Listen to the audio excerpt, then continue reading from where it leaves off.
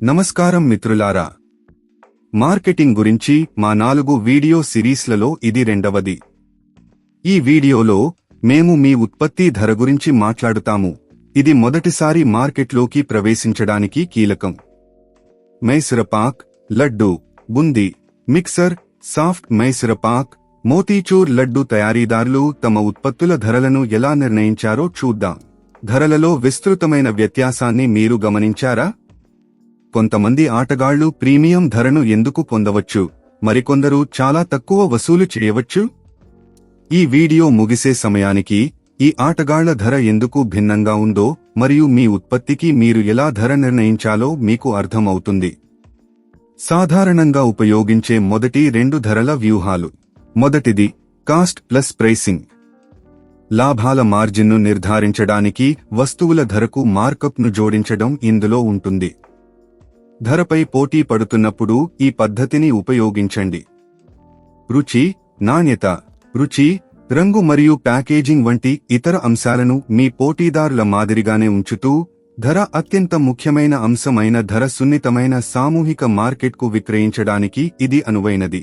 ఉదాహరణకు, 1 KG Mysore pak, laddu, boondi, mixer, soft Mysore pak, motichoor laddu ఉత్పత్తి వ్యయం ₹98 అయితే మీ పోటీదారులు కిలోకు ₹345 కంటే తక్కువకు విక్రయించడం లేదని భావించి మీ ధరను కిలోకు 30% నుండి 40% మార్జిన్ వద్ద, అంటే కిలోకు ₹195 వద్ద నిర్ణయించవచ్చు.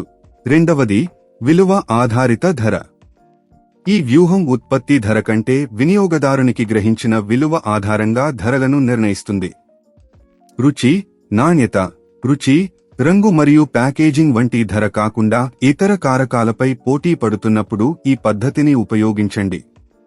ధర కంటే నాణ్యత మరియు ప్యాకేజింగ్ ముఖ్యమైన మధ్య నుండి అధిక ఆదాయ మార్కెట్లకు ఇది అనువైనది. ఉదాహరణకు, 1 KG Mysore pak, laddu, boondi, mixer, soft Mysore pak, motichoor laddu ఉత్పత్తి ఖర్చు ₹195 అయినప్పటికీ మెరుగైన రుచి, నాణ్యత, రుచి, రంగు లేదా ప్రీమియం ప్యాకేజింగ్ వంటి ఉన్నతమైన నాణ్యత కోసం ప్రీమియం వసూలు చేయడానికి మీరు మీ ధరను కిలోకు ₹250 నుండి ₹300 వరకు నిర్ణయించవచ్చు. ఇవి కాకుండా మీరు ఇతర వ్యూహాలను కూడా పరిగణించవచ్చు. ప్రారంభంలో వినియోగదారులను ఆకర్షించడానికి మరియు మార్కెట్ వాటాను పొందడానికి తక్కువ ధరలను నిర్ణయించడం, తరువాత క్రమంగా ధరను పెంచడం. ప్రారంభంలో కొత్త మరియు ప్రత్యేకమైన ఉత్పత్తులకు అధిక ధరలను నిర్ణయించడం, తరువాత పోటీ పెరిగే కొద్దీ వాటిని తగ్గించడం. ఒక ఉత్పత్తిని చౌకగా కనిపించేలా ₹100 బదులుగా ₹99 సెట్ చేయడం వంటి మానసిక ధరలను ఉపయోగించడం. అనేక ఉత్పత్తులను కట్టడం మరియు ప్రతి ఉత్పత్తిని వ్యక్తిగతంగా కొనుగోలు చేసిన దానికంటే తక్కువ ధరకు బండిల్ను అందించడం.